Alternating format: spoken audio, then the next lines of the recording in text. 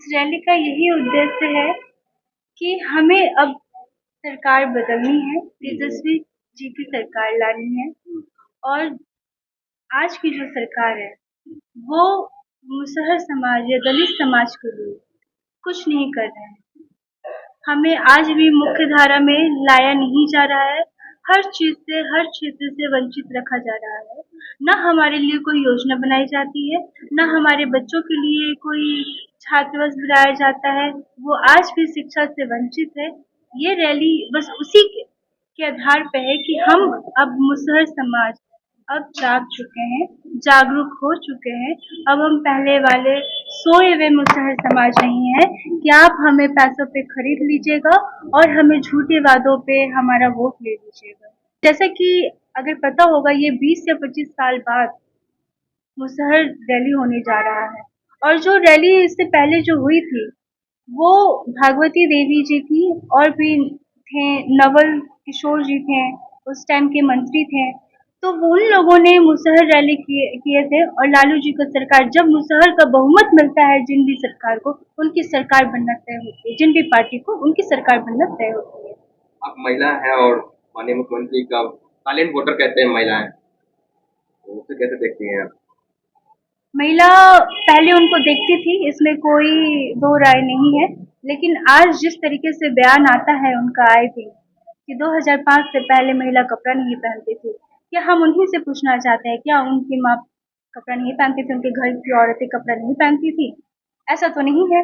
तो ये सारी जो वो टिप्पणी कर रहे हैं वो बहुत ही गलत टिप्पणी कर रहे हैं। और आजकल एक वीडियो भी वायरल हो रहा है जिससे वो छूने का, वैसे छू रहे हैं, टच कर रहे हैं और सम्राट चौधरी जी और अमित शाह जी उनको बार बार हटाने का कोशिश कर रहे हैं। तो ये सारी जो बहुत सारी चीजें हैं जो उससे पता चलता है कि अब उनकी मानसिक संतुलन सही नहीं है। उन्हें अब इस्तीफा दे देना चाहिए। उनका कहना है कि वो तो प्यार है, प्यार से वो उधर से हाथ पकड़ रहे थे। जो माँ बेटा का जो प्यार होता है वो प्यार दिखा रहे थे। देखिए, अब जिससे गलती हो जाता है तो उसको कवर अप करने के लिए लोग कुछ भी बोलते हैं। कल को किसी से भी कुछ भी गलती होगा, वो कुछ ना कुछ कवर अप करने के लिए अपना कुछ ना कुछ बात रखेंगे। तो ठीक है, वो अपना बात रखे, वो अलग बात है, लेकिन पूरी जनता जान रही है वो क्या था। इस तरह मांझी भी आप ही के साथ जाते हैं, उनके बाद उनसे इतना कटाक्ष क्यों? जी देखिए, मेरा कोई उनसे कटाक्ष नहीं है। मेरी मांगे हैं, मेरे समाज के लिए मांगे हैं। आज मैं इस रैली में किसी नेता के रूप में नहीं आई हूँ। मैं एक बेटी, एक बहन, एक भैया संतान के ही रूप में आई हूँ। और मैं उन लोगों की आवाज बन के आई हूँ।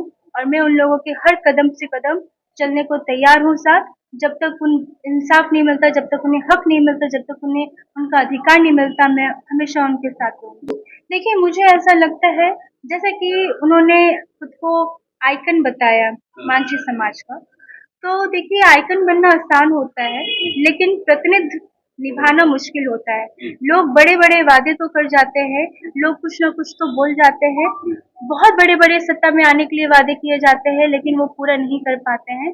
और आज की जो भूया समाज है वो जागरूक हो चुकी है, वो सोई भी नहीं है। उन्हें भी समझ आ चुका है कि जिस तरह मांझी जी क्या कर रहे हैं, उनके साथ क्या छल हो रहा है, वो तो फॉरवर्ड के हो चुके हैं, हमारे दलित के नेता नहीं है। और ये हमारे समाज जान चुकी है। और वो भी ये भी जान चुकी है कि वो बस वोट बैंक बन के रह गई है। हमारे समाज, आज की जो सरकार है वो मुसहर समाज को बस एक वोट बैंक मानते हैं और कुछ नहीं। ना आज भी जाके उनके क्षेत्र में जाके जहाँ से वो उनके पुतौह जहाँ से विधायक है, उस क्षेत्र का क्या हाल है। और वो वहाँ की तो पहली बात है नहीं, वो बाहर से आई हैं और वहाँ पे विधायक का चुनाव लड़ती है। और सबसे पहली बात, आप उनका घर बनाते, उनको एक जगह देते और फिर वहां से उनको हटाते, तो हम मानते कि हाँ, आप सरकार, आप हमारे बारे में सोचते हैं, हमारे समाज के बारे में सोचते हैं, गरीबों और वंचितों के बारे में सोचते हैं।